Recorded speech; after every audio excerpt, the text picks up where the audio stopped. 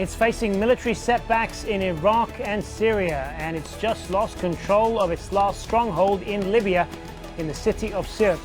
But ISIL still has fighters scattered throughout the country. So is the future there any more secure? This is Inside Story.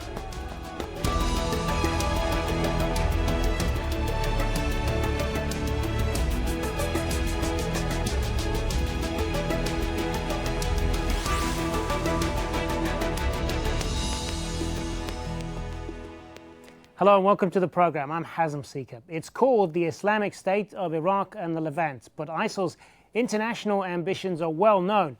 The group expanded into Libya in early 2015, setting up several training centers and strongholds. It's taken months of fighting and cost hundreds of lives, but Libyan forces have won them all back one by one. The coastal city of Sirte in northern Libya was the last remaining under ISIL control for almost 18 months. The victory could help bolster the UN-backed unity government's hold on Libya, but the country's political situation remains extremely complicated. There's the Government of National Accord, or GNA. That's the unity government we just mentioned. It is based in Tripoli and was set up by the UN a year ago. But it still needs approval from the House of Representatives based in the eastern city of Tobruk.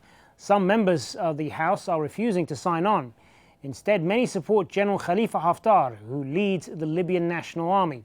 He's been leading the fight against so-called Islamists in Libya, targeting groups like Libya Dawn, a coalition of militias mostly based in western Libya. And then there is, of course, ISIL, which has taken advantage of the political chaos to secure its own territory in Libya. Even though it lost Sirte, the group still has fighters across the country. Well, let's bring in our guest then. In London, we have Tobias Borck, an analyst at the research consultancy Forstandan. In Tunis, Mohamed Eljarh, a non-resident fellow at the Atlantic Council. And joining us also from London, Matteo Tualdo, senior policy fellow at the European Council on Foreign Relations. Good to have you all with us. So, Tobias Borck, is this, how much of a blow is this for ISIL in Libya? It's a significant blow, but it also comes after months and months of one blow after the other. Yes, Daesh now looks like they're about to lose the final couple of houses in Sirte, but they have lost territory quite rapidly over the summer and then steadily over the last few weeks and months. So yes, this is another blow, but I think I would argue that it's not the end of Daesh in Libya yet. Mohamed Eljarh, what's your view on this? There's still a long way to go before ISIL is completely defeated in Libya. I think so, because Daesh was defeated in Darna last year, the summer of last year or earlier this year, let's say. And then they managed to send many of their leadership and many of their members to Sirte. And there is a possibility that many of the leaders or many of the militants that are escaping Sirte now are heading elsewhere, most likely to the southern region of Hazem. And there has already been some reports from local forces based in Hazem that they have spotted Islamic State activities in the region. But also there is the risk that many of the escaping militants might choose to join some other jihadist groups, either in Libya or across the border within Libya. So it is still a huge threat, not just for Libya, but also for the Sahel region, for neighboring Tunisia, Algeria, etc. So I think there has to be still a lot of work within Libya, but also on the borders of Libya and in the neighboring countries of Libya, security-wise, in order to, let's say, eradicate or make sure that Daesh is no longer a threat to the region or to Europe, etc. Matteo Tualdo, does this defeat of ISIL in Sirte make Libya any more or less secure right now?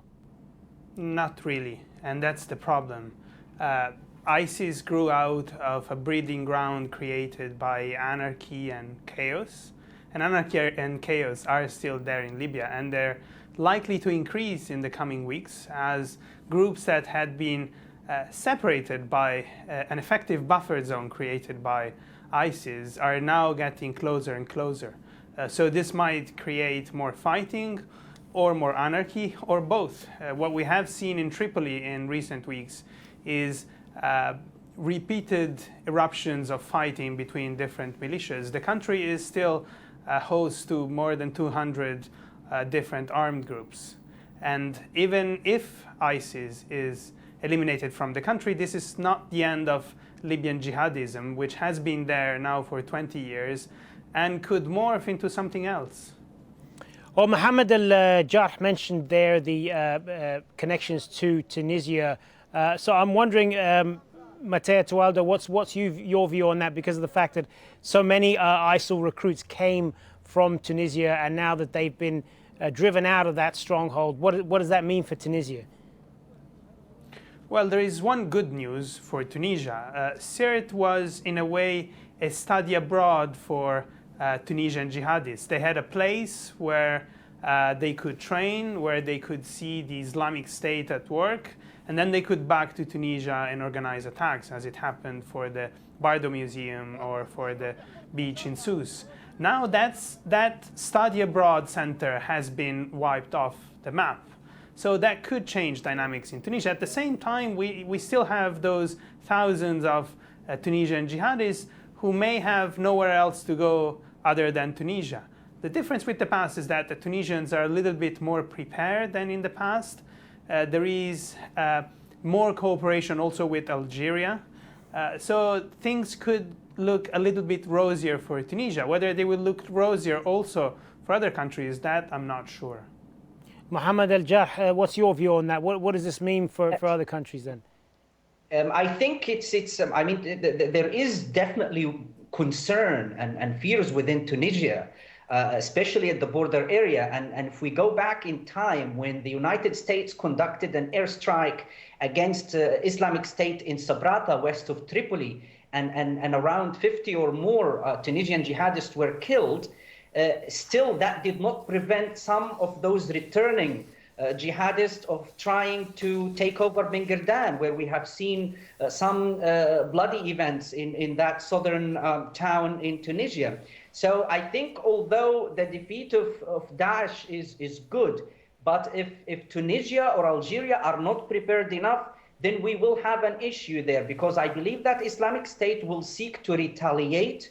They will want to push back against this defeat somehow, whether inside Libya or in Tunisia or elsewhere. However, I think the United States is now conducting surveillance using unmanned drones on the Tunisian border, something that the Tunisian president announced a couple of weeks ago. And I believe the British and the German have been also trying to help the Tunisian border control, etc., in order to make sure that any pushback from Daesh once they are defeated in Libya is minimized. But the threat is definitely there. And also the threat for Algeria is definitely there. And that is why we have seen over the last few months mobilization of many forces of the Algerian army and also the Tunisian army to the border area. But I am sure also the southern neighbors in the Sahel region will be very worried and concerned about the fact that some of these jihadists will try and cross the border and get into Niger, Chad, or Nigeria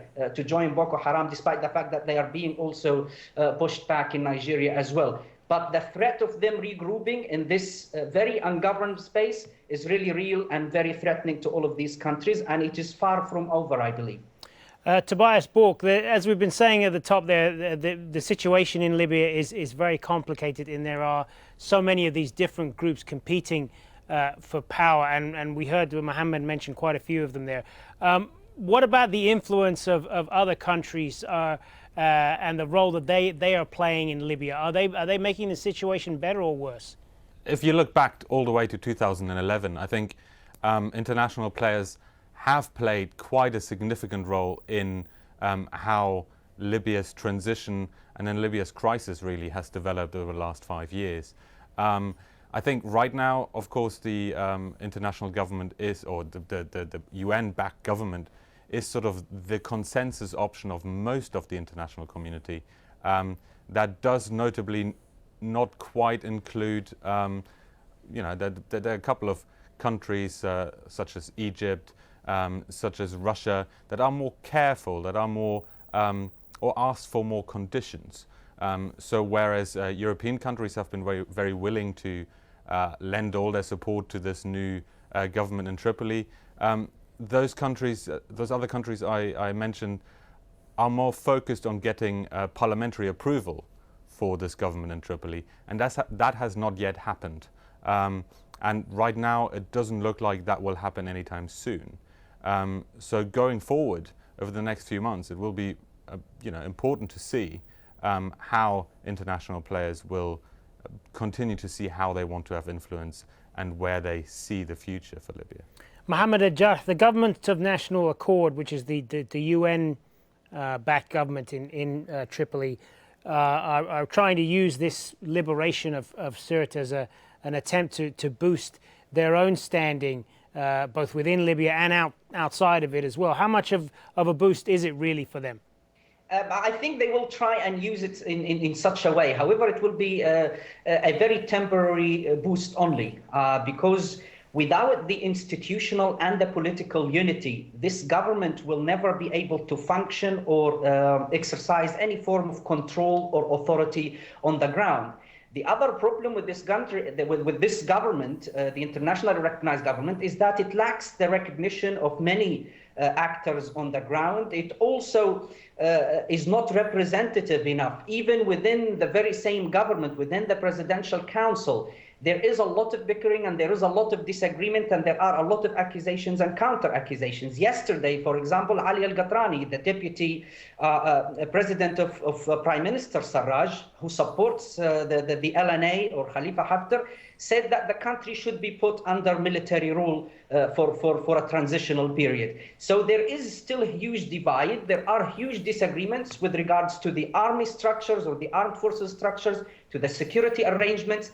And if these questions are not answered, it doesn't matter if Daesh is defeated or not, as Mattia mentioned, it doesn't matter if it's defeated or not. If we do not have institutional and political unity, and if we do not address the question relating to the Libyan armed forces and to the security arrangements throughout the country and the border control, then I believe that the chaos and the instability will continue. And there is a real threat that some of the forces that have been battling Daesh in Sirte will now go either to Tripoli or to the Oil Crescent area, where they will be fighting other Libyan groups, either for control of the capital Tripoli or for control of the oil resources in the Oil Crescent area. And unless the Government of National Accord and the international community are proactive in this regard, in making sure that there is deconfliction and deconfliction activities taking place or talks taking place, there is a very high potential or high risk that we might see armed confrontations between these various groups.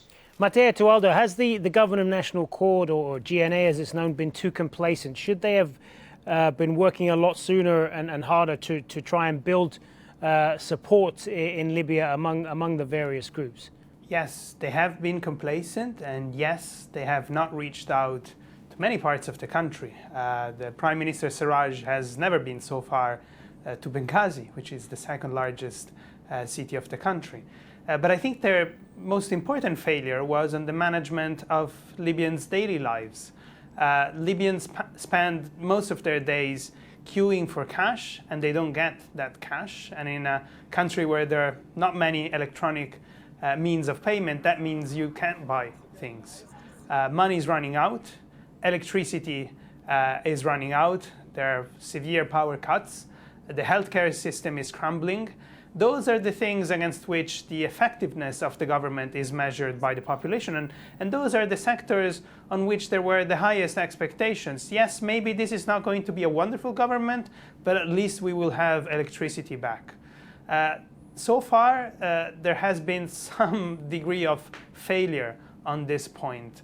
Regardless of whether the government was capable of uniting the country, it could not run the part of the country that was at least nominally under its control. So I'm afraid that against this backdrop, any victory against ISIS will be judged for what it is, a partial result which has all the limitations that have been described so far. Mohamed Eljarh, how much is this instability in Libya down to a lack of strong institutions in the country? And is this something that goes back to the Gaddafi era?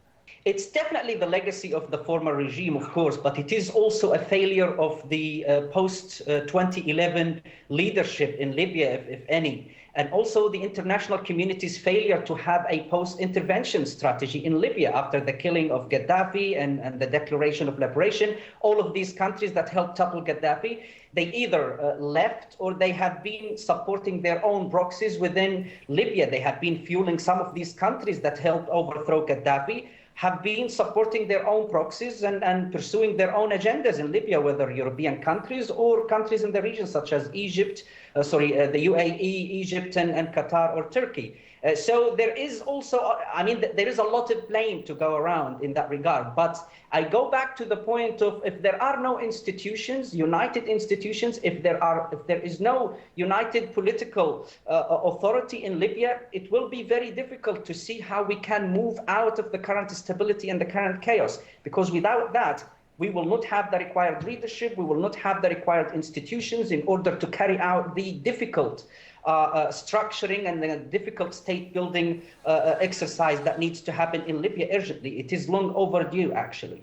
Tobias Borck, I mean, how much is this down to the lack of a post-Gaddafi plan to unite all of the different parties in Libya, and are we continuing to see the results of that now, even 5 years on? Well, I think it's like Mohamed just said. There was a complete lack of planning for the day after, both by the NATO-led coalition to support the rebels, but also by the Libyan leadership. And I think it's always quite easy to blame it on the international community not having done enough. But I think it's also quite important to highlight that this has also been a failure of Libyan leadership over the last 5 years. But I think it's almost more important now to, instead of considering what happened in the past and what went wrong in the past, is to make sure we don't make the same mistakes again. Yes, Daesh is about to be defeated in Sirte, but let's not, the important issue now is not to, again, miss the day after. So the big challenge now is to secure Sirte, is to rebuild Sirte, is to, show that Libya can have a better future, to not allow, again, ungoverned space to open on which extremists can then again capitalize. So right now, this is the big challenge going forward, and this is crucial that we don't, see a military defeat of Daesh as somehow a closing of a chapter. Let's move on. You talk about rebuilding Sirte there, Tobias Borck. Where do you think that begins? It begins small in the sense that residents that have been displaced are slowly coming back. There's a lot of work to be done in terms of making sure that IEDs are cleared. We've seen reports of civilians getting injured or killed by improvised explosive devices that are left behind by Daesh. So there's a lot to be done on that very low level. Then a lot of the city is simply destroyed. A lot of people are coming home to their homes that simply no longer exist. So there's really, the whole spectrum in terms of rebuilding an entire city is necessary. And that includes, as I said, the local, very personal help to residents, all the way up to, more macro state level investment, for which again, obviously that then ties into Libya's wider economic crisis. Mohamed Eljarh, a lot of these armed groups that we're seeing in Libya that are competing for control, many of them are made up largely of young, disaffected, unemployed young men who perhaps they join these groups to feel a sense of belonging and a sense of purpose. And if there's nothing else for them, this kind of thing is going to continue, isn't it? Of course. Armed groups have become like private companies or some social entities for many of the people that choose to join them. It gives them purpose, it gives them prestige and a position within a society. That is what it gives them. But the other issue is that there has been a huge mistake of channeling a lot of money, appeasement of militias. And it is primarily, it is that gave these militias the authority or resulted in the mushrooming of the militias in Libya. And I believe a lot of security sector reform, a lot of disarmament and reintegration, a lot of efforts in this regard has to happen. and creative solution, innovative solutions have to be put together in this regard. However, the problem remains that currently the international community is so hung up on this government of national accord, the internationally recognized government, and the Libyan political agreement, despite the fact that this agreement is not workable. It is not implementable on the ground, but we see the international community pushing in this direction. It is very important that we look at redesigning the Libyan political agreement and also rerouting some of the governance structures that have been put in place, redesigning them or restructuring them in order to respond to the challenges that Libya faces today. The current agreement failed to deliver, and it's been a year since it has been signed, and it is very important that now we reconsider this Libyan political agreement and the composition of the Presidential Council. Matteo Tualdo, you mentioned earlier the deep economic problems that many Libyans are going through. What needs to be done to address that, and is that kind of the starting point for giving Libyans a sense of that they belong to a whole nation rather than to various groups and tribal loyalties and so on? Yes, probably if there is one thing that can reunite Libyans is the sense that they all belong to a country that delivers something to them. They all have the same bank account, which is the bank account in the central bank where oil revenues are paid, and those oil revenues should be spent for the whole of the country. Now, the problem with the GNA has been that it has been extremely slow in putting in place a structure that can be accountable and can be trusted with spending money in a transparent way. There have been summits here in London, for instance, in trying to bring together the central bank and the government so that a budget is approved and that money actually gets to Libyans to do stuff and to get salaries for their civil service. This is moving extremely slowly, and there has been some international pressure, but don't bank on international pressure, especially on the side of the West. The Trump administration is unlikely to be as engaged as the Obama administration in the political stabilization of the country, and the major European countries that have the highest interest in Libya all have big domestic problems. The UK has Brexit. France is going through presidential elections. They just changed their prime minister. Italy's prime minister has resigned, and there is political crisis ahead. So the problem could be, again, the lack of international focus on Libya. So I'm not sure that reopening the agreement in this case is actually the key, because in order to reopen the discussion on the agreement, you should have in mind what the end goal will be and what you can realistically achieve. I think at the moment you reopen a Pandora box and you don't have a practical solution for problems. Tobias Borck, I'll leave what's probably going to be the last word to you. If there is, as Matteo is suggesting there, the lack of any appetite from the international community to get more involved in Libya, where does the country go from here then? You know, that is the million-dollar question. The international community has to stay involved. Libya is crucial in terms of European security interests, but also regional stability. I mean, sometimes it is as easy as geography. Libya sits in the middle of North Africa with important links all the way down into East and West Africa. One of the things that we've seen with Daesh was that it became a sort of insert, it became a magnet for extremists from Nigeria, from Somalia, even from places like Senegal, etc. So, stabilizing Libya, to not let it become this sort of, completely ungoverned territory on the Mediterranean, is in everyone's interest. And therefore the international community, despite of all its issues that Matthias mentioned there, needs to stay engaged. All right. But also it needs to put Libyan leaders center stage and make them lead. And on that note, we're going to have to leave it there. Thanks very much to all three of you, Tobias Borck, Mohamed Eljarh and Matteo Tualdo. Thanks very much for being on Inside Story. And as always, thank you for watching. Remember, you can see the program anytime by visiting our website, aljazeera.com. And for further discussion, go to our Facebook page. That's facebook.com/Al AJ Inside Story. You can also join the conversation on Twitter. Our handle there is @AJ Inside Story. For me, Hazem Sika, and the whole team here, bye for now.